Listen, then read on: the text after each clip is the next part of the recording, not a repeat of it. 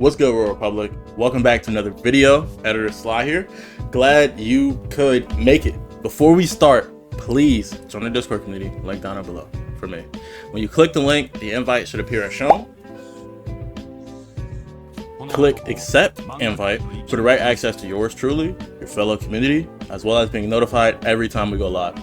You'll also be able to view all VODs from the Discord server, as well as any YouTube videos, and be notified when I post here on YouTube. Speaking of YouTube, around 99% of you guys aren't subscribed to the channel. Make sure you fix that by hitting the subscribe button and turning on all notifications. If you do that, I can find the content for you and we can watch it together.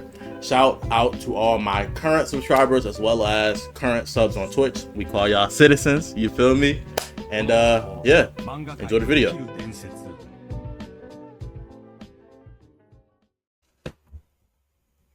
What's good, YouTube? Today we got a very special reaction. We got the channel's very first double reacts, courtesy of Official Divine. We're gonna be reacting to Why God Exists, Part 1 and Part 2. You know what I'm saying? As always, gonna pre-fight a little light. You know what I'm saying? As always, check out the Discord community, linked down in the description. It'll help you contact me firsthand. You get to meet the artist that designed this PFP, and you get to see the community that helped build this. As a bonus, you get notified every time I post on YouTube and every time I go live on Twitch. Best place to be. All those links are also linked down in the description, the Instagram, the Twitch, and the TikTok as well. If y'all can help me hit 1,000 on TikTok, we'll start going live on TikTok too. So we'll be live on Twitch, TikTok, and then if I really wanted to, I could get back into Streamlabs, and then I can go live on YouTube and Twitch at the same time, and then TikTok. But I don't think y'all ready for that yet. But without further ado, we're just gonna hop straight into the video. Why God exists. Since the Why God. Is this a feature video? I think this might be a feature video. But there could be two people behind the channel, because I'm sure he's not doing like the editing. He might be doing the script writing, but this dude might be doing like the editing and stuff. Exists. Since the beginning of time, mankind has always asked questions about our reality. Why are we here? What is our purpose in life? And why is there something rather than nothing? But the most asked question out of all of them is, does God exist? When we look at our universe, we have no choice but to ask why. That's not Divine. He sounds like Divine. Are they brothers? Are they friends? Hold on. Peep. You can peep the voice Does change. God exist? When we look at our It's not the same person. This guy has some type of speech impediment. universe, we have no choice but to ask why. He doesn't have like a bad one. He just you can hear like a little something, like it's something about the vibration of the vocal chorus. Why does the universe exist? Could it have been by chance? Could the universe have just happened? I think he's Hispanic. That's my guess. I'm thinking he's Hispanic because when you speak Spanish, the way you roll your R's and sonically pronounce certain syllables is different. And when we try to speak English, it's similar to like when we try to do a English accent or a British accent, right? It's not going to sound perfect compared to when they do it because we speak English. And you even notice like the different accents among Americans, because if you look at certain people and where they're from, they like do certain things with their mouth. Like some people talk like this with like the upper lip covering the top of their teeth when they talk, and then you can get a very, you know what I'm saying, southern accent going. But depending on where you're from, you talk differently, and you can see that in like either a sound, which has something to do with the vocal cords. Like I heard with bro's voice being different from other, or OD's voice. But in terms of the way he's speaking, it sounds like he's like, his lips are like more round, and it's making his sound have like a little twang to it. Without any explanation, and simply could have been a Detective Sly in the building. And shout out my nigga Rampo. He told me everything I know. coincidence, nothing more. Let me put it into perspective for you. The probability of the universe being born by chance is so infinitesimal. This is important because a lot of people say if you believe in science, you don't believe in God. But science is the process of trying to explain things. And for science to be science, one of the biggest rules of science is things have to be replicable. So if someone were to tell you, I'm a scientist, I don't believe in God, they just don't believe in God. I don't think like being a scientist is like the need to not believe in God. if that makes sense, because you have free will, right? But the Big Bang is such a crazy cosmic event that we may be able to prove via like energy ratings. But the whole premise of science is once something is proven, it has to be replicable. We could never prove that there's another like universe, or at least we haven't done so yet. So there is no concrete proof. Like the Big Bang is the, you know what I'm saying? Like, and again, I'm not trying to like be this smarter than thou individual, and I'm trying to claim like all these scientists that have proven the Big Bang are lying. What I'm telling you is one of the huge things about science is something being replicable. We have no feasible way of recreating the Big Bang. Not to mention the destructive like impact letting off another explosion like that might create, right? But the premise, to as my knowledge allows me to know, is that the Big Bang sent all these different pieces of matter and radiation in different directions, and over time that fostered into leading the right variables to us being created how we are. So the point he's about to make is the probability of the universe being created by chance, when if you look at science, everything is like almost works in equal and opposites. Everything works in such a peculiar way that it couldn't be done by chance. So the point he's about to make is it is such a small possibility that this was created by chance. And mind you, if it was created by chance, you need to stop yapping with the bad luck shit. Because if the universe was created by chance, man, you can get a job by chance. When you think you fail, you can succeed by chance. But it don't need to be by chance. It could be from effort. Because that's the point they're about to make here. Someone consciously, with via effort and intention, created a universe and gave us the opportunity to live, which allows us to have opportunity to do feasibly whatever we want. Small that it's equivalent to throwing an atom anywhere into the universe And pointing it out, 1,000,000 times in a row. Just think about those odds. The percentage is so small that it's literally regarded. I'm not gonna lie. So y'all know how like I'm trying to create like a manga / comic. I'm gonna have that in there now. Because he said that, I'm gonna have that in there. That's actually tough. He said it's the equivalent of throwing an atom and pointing it out like where it is like 1,000,000 times. I think that's a tough feat. Would that be tough? Like, think of it like a Hunter x Hunter exam, right? But they're like, okay, we're gonna give you a grain of rice. Your task is to throw it in this like pit of rice, and then this pit of rice, let's say like it rotates, right? And let's not say rice, let's say sand. You throw it into a bunch of sand. The sand rotates, and then your task is to find the exact same grain of sand you threw in there. I think that's tough. I think that's tough. And then like it's kind of like the tuning exams. Like people kind of use their own like abilities to like say keep their grain of sand on top so they can find it easier. Some people like, I don't know, somebody who's like really strong like cuts their grain of sand like with their fingernail or something. So they're like, oh yeah, this grain of sand is smaller than every other grain of sand. It has to be mine. My fault. Creative mind started working. A 0% chance. However, that's exactly what it is. Zero. Did these niggas just say it at the same time? I'm not gonna lie, that was hard. A 0% chance. However, that's exactly what it is. Because how can something come from nothing, There must be an explanation. right? Everything in the entire Yeah, they're also spitting in that regard. Scientifically, what we've proven is energy is not created nor destroyed; it's only conserved. So, realistically speaking, everything we have, I'm gonna let you down gently when I say this. Everything that exists from the same thing: atoms, energy. The same energy that created the Big Bang is the reason this table is right in front of me. It's the reason this monitor is right in front of me. It's the reason this camera is right in front of me, and even past the camera, your eyes are right in front of me, right? It's because this energy, each variation, like that's the crazy thing. This energy took different variations and became like life, right? 'Cause when you think about it, almost all life on our planet, and as far as we know, we're like the only life forms for real. In terms of like sentient life, besides animals, all life depends on water. What I'm drinking right now, right? Water and sunlight. Those are like the two primary things that help us have life. And if you're into, I think, biology, if I'm not mistaken, correct me if I'm wrong, carbon. We're like carbon life forms. That's what we're called, right? So these different elements created us and also created the basis for the other organisms, animals and plants. And then we took those and created things like this desk by cutting down trees and refining wood, sanding it, and adding paint onto it.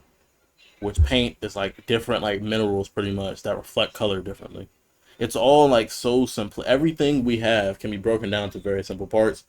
And the argument that the Big Bang created everything is essentially the argument that that explosion essentially kind of happened out of nowhere due to a reaction in the universe somewhere, and it created the Big Bang, which therefore created space and time as we perceive it. And then through refinement, which is a basic human principle, we have created everything we have today. Because in 50 some years from now, we're gonna have technology that we can't even comprehend, bro. Entire universe, from people to animals and even non-living things, are contingent, or more simply, they depend on another existence that explains their own. Contingency basically means subject to change or could have been another way, but let's make this easier for you to understand. And hard because everything, humanity is based off change. Everything in this universe is based off change, and to some extent, motion, because every atom is moving. Light moves in waves. Atoms move. Electrons move, right? And put it simply, all life forms to some extent move.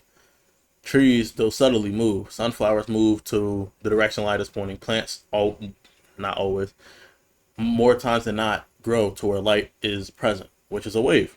So everything, as we know, that lives, animals obviously too, moves. Only thing you can say that doesn't are like rocks, and even then it can be explained that the atoms inside of them are moving. So the idea for change is 100% possible, and it is very crazy to think that everything that exists to some probability, I was going to say probabilic, to some probability based level could have not existed. Like, and I think what he's about to break down here is how, like, for plants to exist, a plant had to have been there before that plant. For an animal to exist, it had parents. The same way for us to exist, we're animals, we have parents. How does the universe exist? How does the Big Bang exist? We are to believe this is the founder of everything. It created what we perceive as space and time, which destroys the average concept of science, because science is what we can understand. We cannot understand the Big Bang. So if someone were to say, yeah, the Big Bang is peak, I know everything about the Big Bang, that is no different than saying you know everything about your God, right? Which I think gives people who believe in religion a kind of decent defense against some people. Because I don't support the fact that some people who believe in science think that's a reason to, like, kind of disprove religion, and some people who believe in religion find that as a reason to disprove other religions. That's not what you were put here to do. And I get some people might have the mindset of like, oh, but you know, in my book, in my sacred text, it says to lead people, you know, the right path. And to believe in this, I believe what we're doing is the right path, blah, blah, blah. So I'm just helping them. Cool. But to help somebody, you don't break what they know. You help change their understanding. You feel me? If I want you to believe, let's say this. Let's say I want you to believe that my car is better for you in life. I'm not going to go to your car, shove a pipe bomb in your exhaust, and blow your car up. I'm not. Because then you're going to think I'm a psycho, and you're not going to listen to anything I want to say. So what I'm trying to explain here is, even if you're going from the manipulation standpoint, which is evil, even in the evil, like the evilest way of looking at it, you don't teach somebody by destroying what they have. You teach them by leading them to something new, showing them something new, right? So both from the evil perspective and in the good perspective, to teach somebody new, you don't destroy what they believe. You guide them towards a new belief. And even so, you are like the maker of your reality. Your perception is your reality. Because like I said, we believe the Big Bang created space and time, but for all we know, it couldn't have. There could be other Big Bangs. There could be multiple layers of multiverses. These are ideas and concepts that people have been pondering for years and years and years. And through refinement, we have people who have made movies about these topics. Right? So whatever you want your perception to be is your reality. There is concrete reality, and there is your believed reality. Concrete reality could be, I'm poor, I'm broke, I'm kind of depressed. But if I believe I'm happy, that depression disappears. And I can make moves to get me out of where I am in concrete reality. What is known as the truth is created when actions meet words, right? Trust is when action meets words. Truth is when these actions, these existences meet what you expect. You feel me? So the sun is hot. I know this to be true because the sun can burn things. This existence meets what I expect or what I hypothesize. When it doesn't, say the sun froze things, I would know the truth is now that the sun is cold. Simple. And here's the first premise. For anything that begins to exist, it's dependent on another existence that caused it to exist. For example, people depend on water to exist. If water did not exist, people wouldn't exist. Water depends on water molecules are simply H2O, 2 hydrogens and 1 oxygen. And if oxygen and hydrogen didn't exist, there's no water. Water molecules depend on atoms and so on and so forth, for even planets and stars that depend on their own compounded makeup. And this is observed for everything in the universe. Just sit back for a second and think, is there anything that began to exist that depends on nothing? Moving all the way out, we can conclude the universe itself. See how simple that was, Chuck? It kind of broke down what I was trying to say. Well, I was more on the human aspect. He's more on like the universal aspect. Literally speaking, everything depends on something to exist. So the universe could not have, that's, he's saying it, not me. But then you can comment down below if you disagree. Y'all be knowledgeable sometime. Had a beginning, but how do we know? Why can't the universe just be eternal? Think of it like this. If the universe is eternal, we would have an infinite past behind us, meaning there's an infinite series of events that took place before the present. But that makes no sense, because we would never reach the present from an infinite past. Infinity entails there's no beginning. An example would be numbers. If there's an infinite amount of numbers between 1 and 2, and you had to count, would you ever reach 2? No, because there is no end. But let's make this simpler. Let's say there's an infinite amount of steps between your house and mine. If you started walking, even for eternity, you would never reach my house because there's always another step forward. The same applies if there's an infinite amount of events between the past and the present. If there's an infinite amount of events in the past, there is no present. This gives me the idea to create a superpower that allows you to increase like the space between things, like concepts. I think that would be hard. And then on some journals, they increase the amount of like space to infinity between like a person and like say life and then they die, or like the person and death and they have immortality. Would you ever reach the present? I thought that's a No. superpower. But since we are in the present, that means it must have had a start, which is exactly What he's saying is hard to comprehend. Like if there's an infinite amount of past, there is no present. I can't fully be like, oh yeah, sure, that makes sense. What I can say for sure is if there's an infinite amount of past, I don't think the present we know would currently exist the way it does. That's why I kind of comprehend what he's saying. Because if you think about it, we are the way we are through refinement, and we've done that over the course of billions of years. Imagine instead of a billion, because there are numbers bigger than billions. It take that 13 billion years, and I'd make it 13 trillion years. That is so much bigger. Like a trillion is so much bigger than a billion, to the point where 13 trillion is so much bigger than 13 billion, right? So if that was the case, I think we'd have superpowers already. Like with the infinite amount of time between us, there's an infinite amount of possibilities and an infinite amount of growth that we could like create. You feel me? So I think within infinite past, within an eternal past, there should be no problems currently existing in your present. And with an infinite past, one could argue there is no future. Because if your past is infinite, there is no space for future. There's space for present, maybe like a little sliver, but like I don't think there's space for future. Because a while ago, Ben thought the concept is very simple. Your past dictates what you have in the present, and your present dictates what you have in your future. Because your present becomes like, it's a cycle. Your present right now becomes the past for future you. So what you do right now creates the tools that future you has to create a better future. And this wheel spins on infinitely. So to some extent, your past is your teacher. Your present is going to become your past. So everything you're doing right now, instead of thinking of it so like, oh, I'm overwhelmed, think of it as steps towards your future. And then it becomes, you kind of detach yourself from the problems at least. You can still be happy. Like, I'm still happy, even with like this thought process. But the things that are like sad become a little less sad because you realize like these are the things that are teaching you. Like, you're learning from this type of situation. But in that same token, if your past is infinite, you never gain the experiences you need for your present.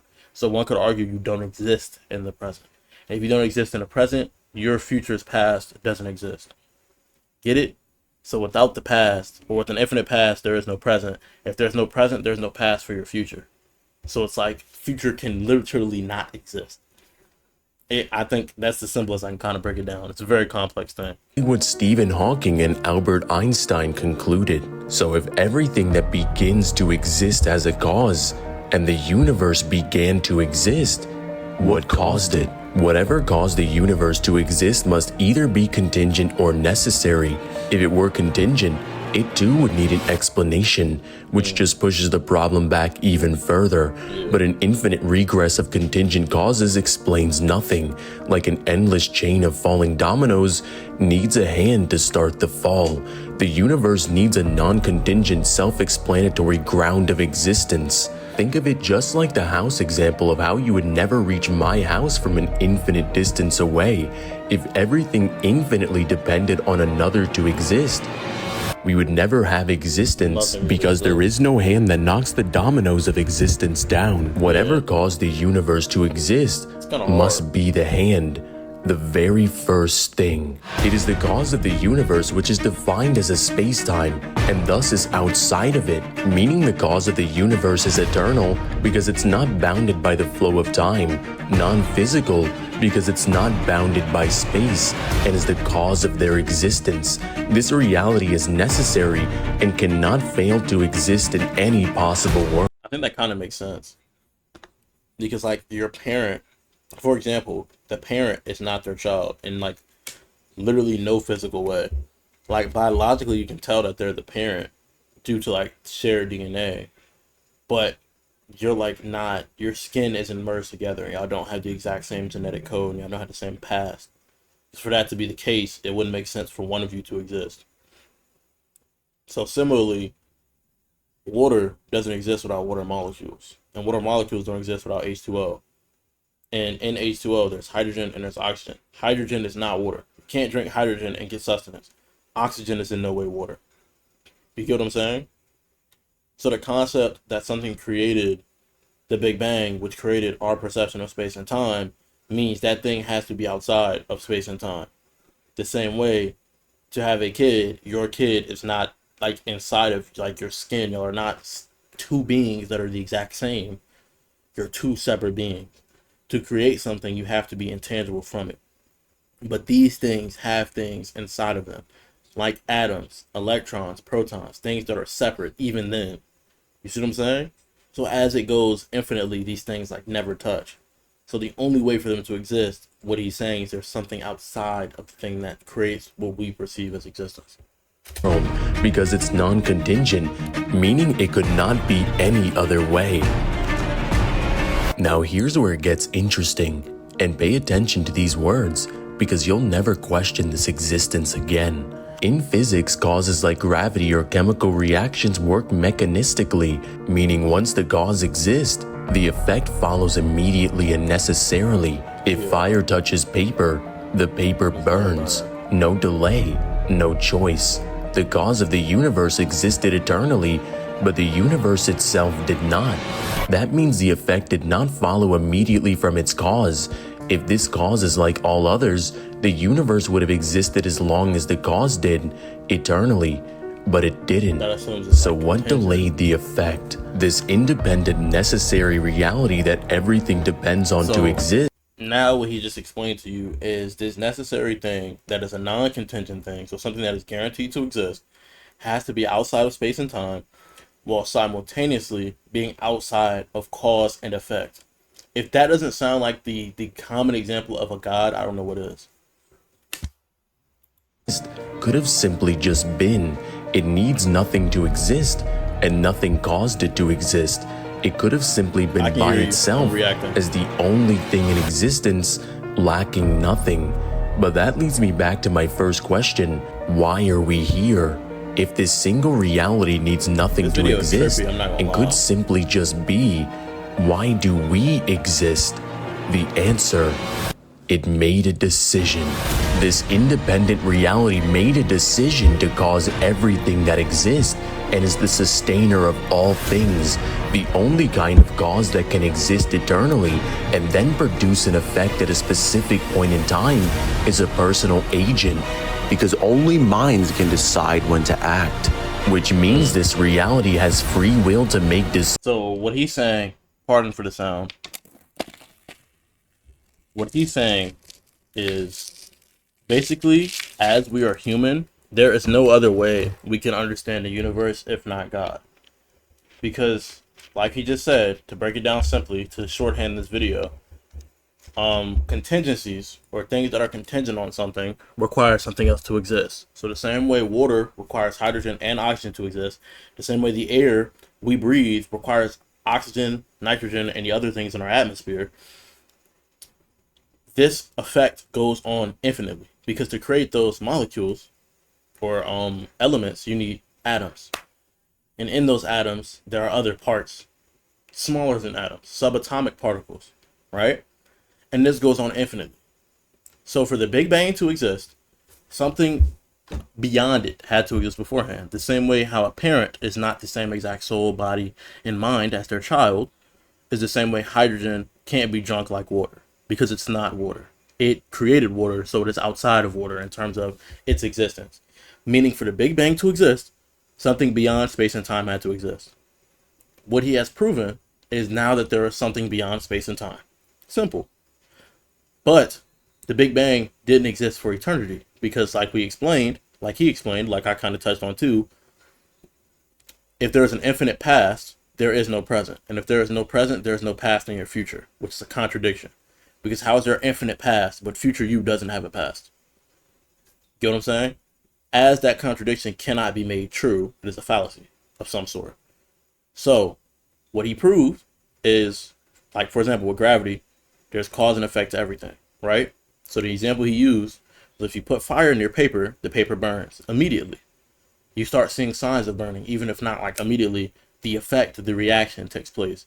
Because the universe is not eternal, because if it was eternal, again, infinite past, blah, blah, blah, we wouldn't exist how we exist now.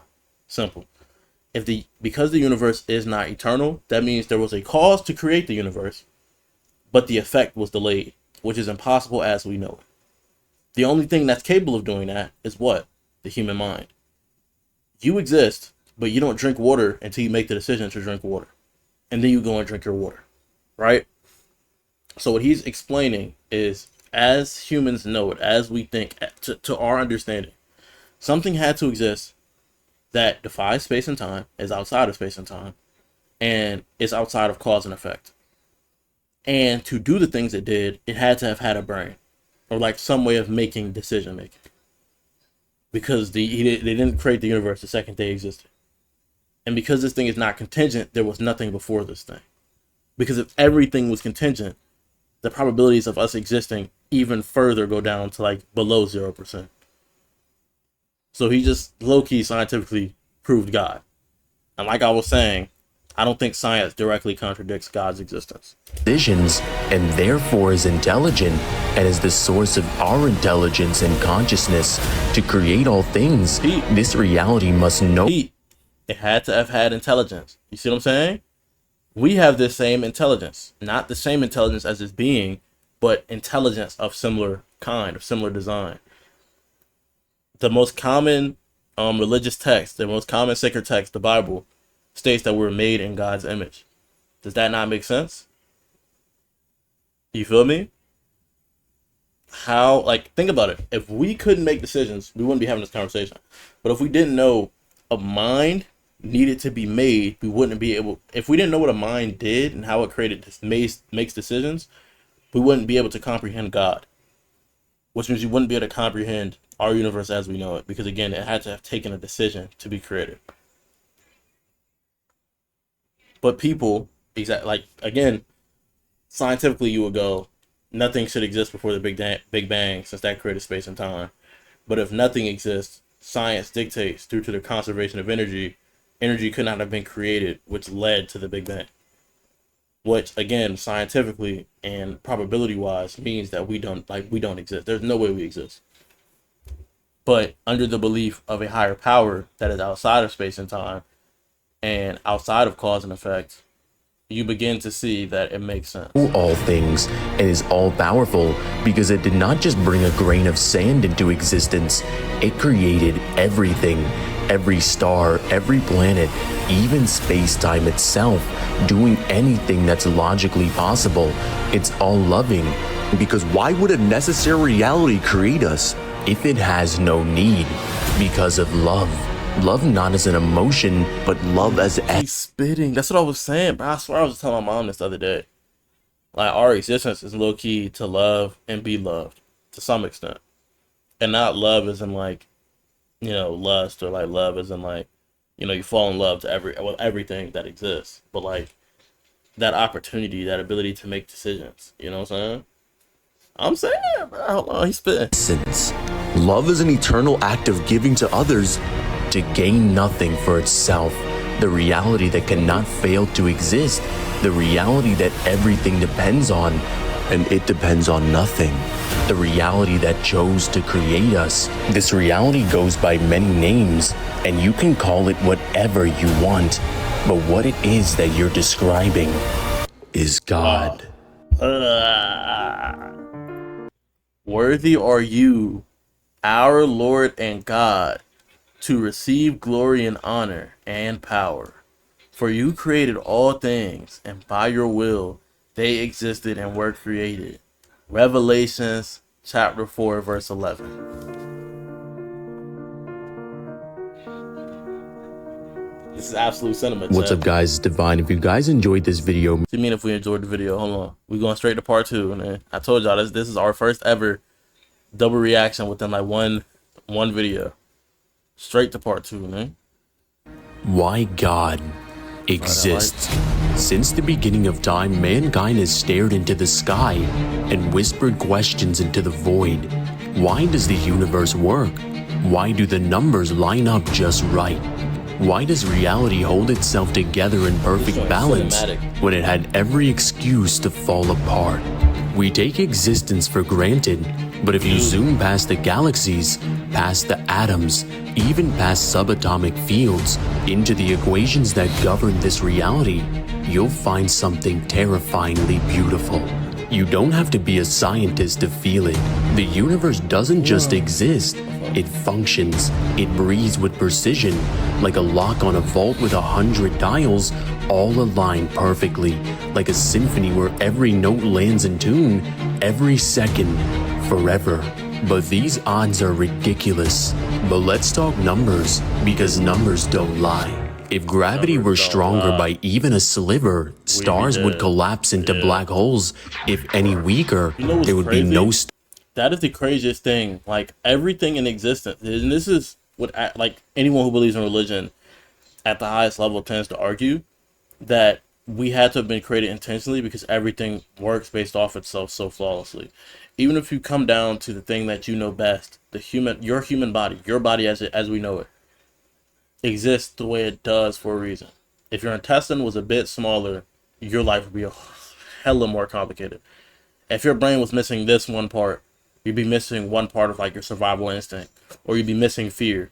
Could you take parts out the brain and the brain still work? This has been proven multiple times via case studies and medical records. Yes, you can.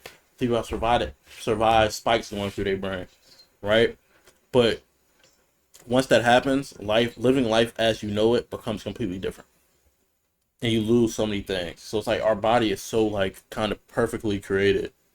And even going down to, like he said, if gravity was heavier, stars would collapse. If gravity was lighter, stars wouldn't exist. and our planet wouldn't exist if it didn't have something to orbit around it that kept us warm. Stars, no planets, just eternal darkness. The strong nuclear force changed by less than 1% and Changes atoms everything, wouldn't bro. bind, hydrogen wouldn't exist, no stars, no chemistry, No hydrogen, no no life. water, The no cosmological constant which governs how fast the universe expands, if off by 1 part in 10 to the 1/20th power, the universe would have torn itself apart before it even began. To grasp 10 to the 120th power, imagine a 1 followed by 120 zeros. For comparison, there are only 10 to the 80th atoms in the observable universe. You don't just land on that number by accident. It's like 5. What he just said is there's 10 to the 8th atoms in the universe. Only about that number. But if the number we're talking about was off by 10 to the 120th, would be cooked. Firing a bullet across the entire universe, 13.8 billion light years away, and threads like a needle, hitting a bullseye on an atom, blindfolded, and shooting it backwards. Now let me ask you a simple question. You're walking through a forest and find a watch, gears glass ticking second by second. Do you say the wind put it together? Of course not. Now imagine finding code written in binary, running a software with rules and memory. Do you say lightning built the computer? Again, no. Something Now was zoom thought to out. build. You find a universe governed by laws, calibrated constants, and a structure so exact it makes our best machines look like cave drawings. And some people say it just looks designed. But if we saw this level of complexity anywhere else, This in fits, DNA, architecture, or circuitry, we wouldn't hesitate. We'd Say call it human built intent. it. We'd Yeah. call it design. But when it's a whole universe, suddenly we don't know. But what if this just happened Because and we we got couldn't lucky?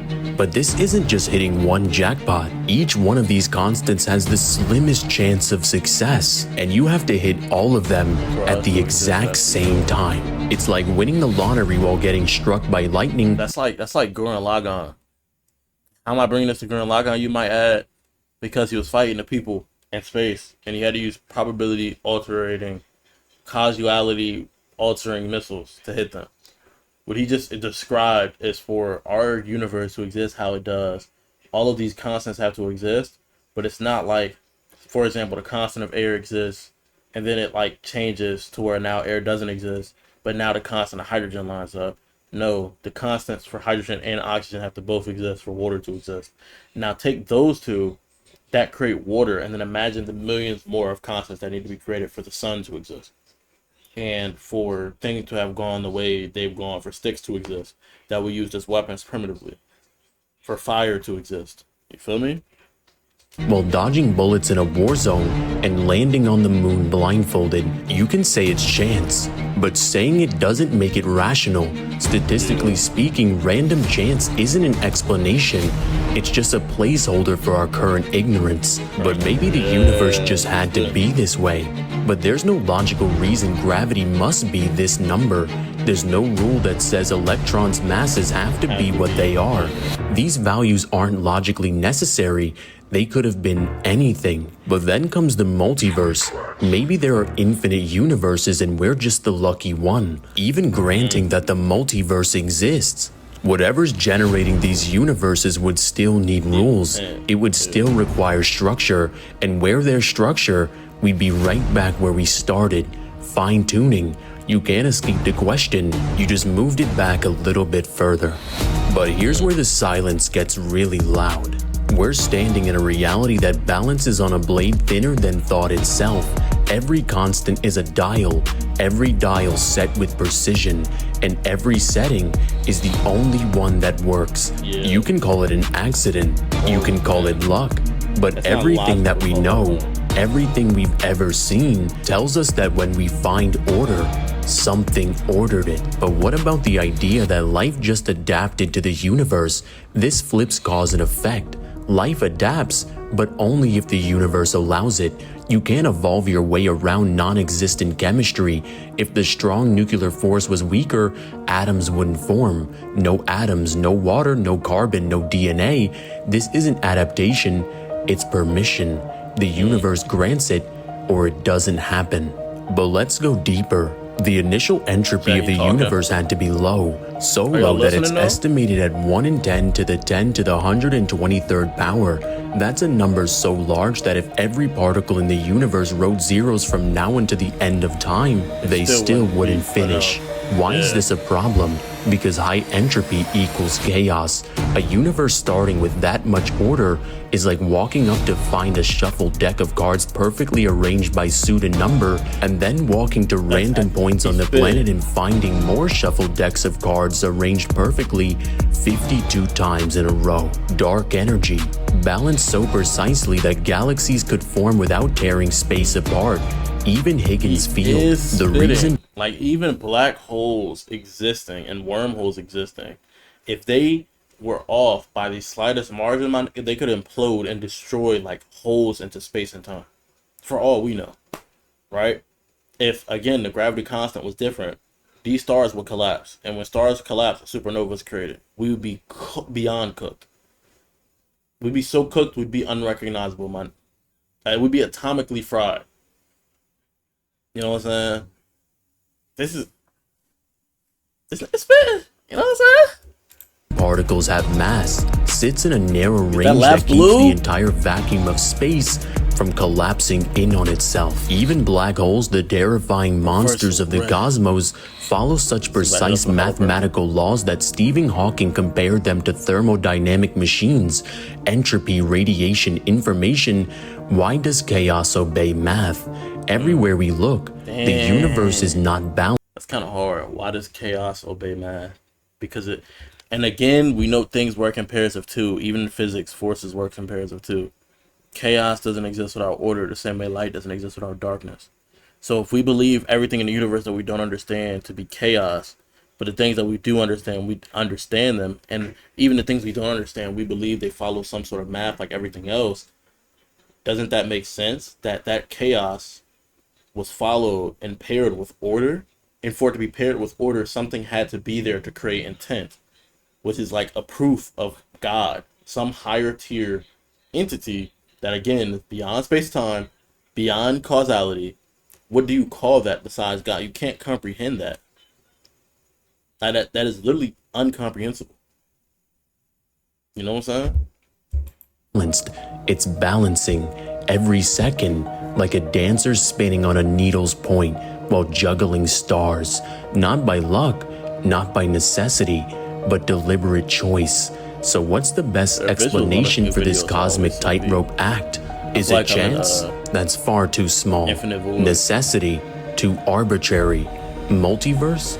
Too speculative. Anthropic reasoning? Too shallow. But what's left? Something with the power to set the dials. Something with intelligence that knows the range. Something with freedom to choose the values. Something that wanted stars in its DNA. And peep chat, that explains why God is all-knowing. Because if everything that we don't comprehend is known as chaos, and the things that our ignorance is there for is called luck and chance, think about it. If these dials had to have been set, and let's say God set these dials, this higher power set these dials, how would you not know everything? If probability-wise, he set everything in motion for the explosion to go off, but this explosion also created hydrogen and oxygen, which are needed to create water, which is needed for all carbon life forms. Besides that, there are things that exist in space, planets with acid rain, planets where it rains diamonds. Space is built in such a way that if we were to survive in space, we'd have infinite resources.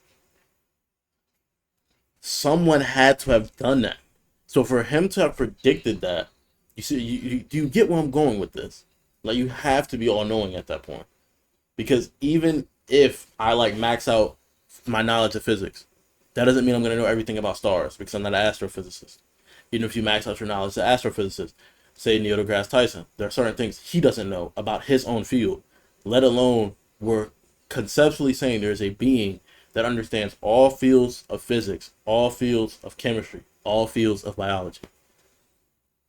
That isn't something you can comprehend. It no longer can just be like Hold on. and beings who could spitting, ask bro. why. I We think I'm haven't just made laying down. any leaps, no assumptions, just follow the numbers, following logic until we reach the edge of Not gonna reasoning. lie, this makes some of the mind why I read even crazier. Because like imagine God, like imagine there were multiple gods, right? And they created these different realities. And like they're basically competing based off it'd be like Dragon Ball damn near. They're competing based off like mortal level or some shit. Because think about it. And this is why the purpose of life is low key to love, right? Because if you look at live, it is only one letter short of being love, right? Boom. That's not coincidence. Two, you break it down to this. God, no matter who you see God as, created existence. But if this being knows all this other information, he has no need for us to exist. So that in itself is an act of love or an act of kindness, which is creating something without expecting anything in return. So next time you look at the word live and notice that if that I was replaced with an O, it becomes love, you have to think that's not by chance. The whole purpose of life is to love. That is why even in sacred text, your creator wants you to praise your creator, not because there's some egocentric creature, but because they're teaching you by definition the principle of love. That is why you're not supposed to harm others. That's why the Bible, the most like commonly known sacred text, mentions that you should love thy neighbor as if you love thyself. That is the same reason it mentions if one comes into your circle, you treat them better than you treat yourself. Because when you think about it, for this thing to exist, they made the decision to create us with nothing in return. We're so infinitesimally small, mentally, physically, and spiritually compared to this thing. So once you start looking at it that way, low key, it becomes very hard to believe that some human created the concept of God. I'm just saying, chat. It is very difficult for me to believe now that some human created the concept of God, because how did they create it? To where like even when they say like there's fallacies in the Bible, even if that is the case, fallacies in sacred text, right? That is something due to translation, because again, no human could possibly comprehend what God is, whoever God is, right? So these people who got these premonitions from God wrote it down in their language that we don't use no more. So this was translated over and over and over again, right? But the thing that still remains is like the concepts about love. The only thing people debate about the Bible or any sacred text is the hateful things that apparently God says we should do. Right? And that's the thing that's debated in most chains. But everything that relating to love, Pete, no matter what version of like the Bible or a sacred text you're reading, that stays the same. Hold on, I'm kind of tweaking. Like, I feel like I might see a sniper glare if I look out the window, Nick. I feel like I'm are we on to something, chat? You can call it design, you can call it mind, you can call it the source, but what it is that you're describing Has to be God. is God. Hold on, we got another one. Where were you when I laid the foundation of the earth? Tell me if you have understanding. Who determined its measurements? Surely you know. Job chapter 38, verse 4 through 5.